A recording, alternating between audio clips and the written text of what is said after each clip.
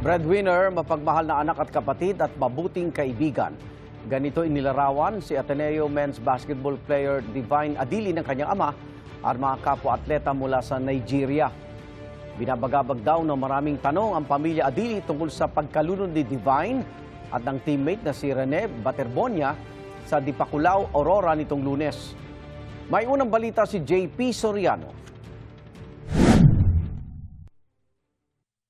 Mula Nigeria papuntang Pilipinas, malayo ang nilakbay ni Divine Adili para makapag-aral at makapaglaro ng basketball. At malayo pa sana ang mararating niya sa kanyang pangarap ayon sa amang si Elias. Very gentle, and he plays basketball very well. He's well-mannered, well-cultured, he respects people, and he takes care of his siblings. He's a very good boy. Habang umuukit ng pangalan sa basketball, hindi nalilimutan ni Divine ang kanyang pamilya. Breadwinner ng kanilang pamilya si Divine. Kwento ng kanyang ama, mapagmahal na anak at kapatid si Divine. His demise is a very big blow to the family. The mother, as I'm telling you now, the mother is seriously pained, and devastated. She has been crying since that Monday till today.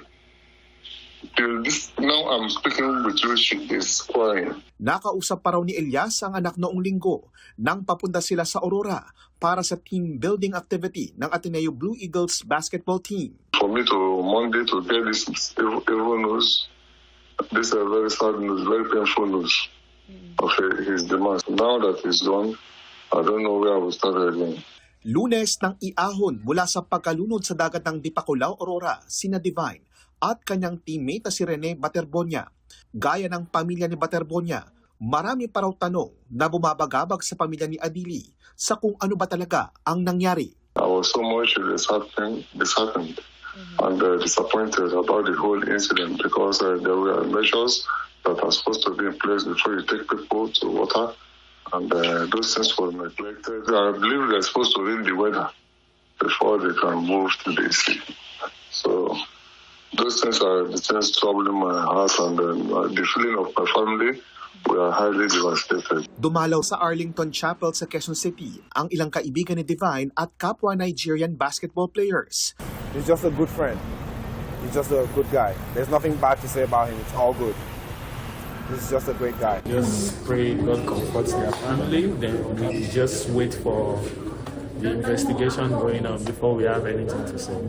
Nagpunta rin doon ang dating Ateneo Blue Eagles member na si Chibueze Ike. I went through the same training program that I went through. It was okay. It was just, like you said, it was just an unfortunate incident. Pero sana raw ay magbigay ng paliwanag at pahayag ang kanilang coach na si Tab Baldwin. I would love him to speak up and let the people know what happened.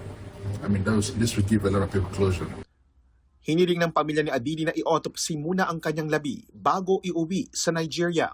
Ayon sa pahayag ng Embahada ng Nigeria dito sa Pilipinas, direkta raw na nakikipag-ugnayan ng Embahada sa pamilya ni Adili sa Ateneo de Manila University at sa mga otoridad. Ito ang unang balita, JP Soriano, GMA News.